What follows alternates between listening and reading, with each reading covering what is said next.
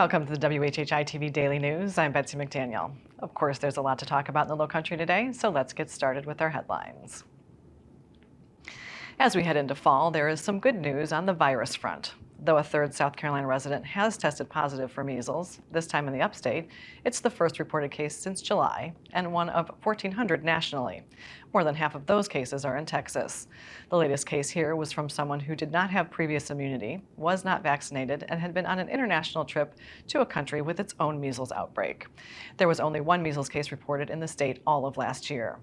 COVID cases are also holding steady over last month. New COVID vaccines are available, but they are only approved for those over 65 and those under 65 if they have underlying health conditions. Those trying to slow the growth of development in Beaufort County got a win this week from County Council, as they denied a second attempt by Pulte Homes to create the 244-home Ramsey Farms community on 88 acres in an unincorporated part of the county near Battery Creek High School. Pulte Homes had submitted a different version of the project last year that was also denied. Members of the County Planning Commission say that this year's revised plan came up short on 4 of the 7 criteria for approval. A week from Monday, County Council will hear another request for a zoning amendment to allow development on St. Helena Island that has already been voted down once before. This story may come with a bit of a sticker shock.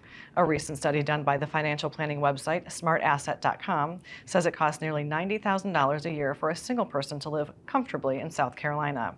Their analysis takes into account spending 50% of your income on basic needs, 30% on wants, and 20% on savings or paying down debt. The South Carolina number is just over $88,000, 28th most in the country. But of course, that number rises dramatically if you are a family of 2 parents and 2 kids to over $200,000 a year. Believe it or not, that is actually in the cheapest dozen states, factoring in a 2% raise in food costs and nearly a 6% increase for shelter. Georgia is in the middle in family costs. Massachusetts is the most expensive state. Mississippi is the least. And we told you last week about USCB Athletic Director Quinn Monahan leaving for Francis Marion University after 13 years with the Sand Sharks. Now Deputy Athletic Director Genia Monford is stepping up to become Interim Athletic Director.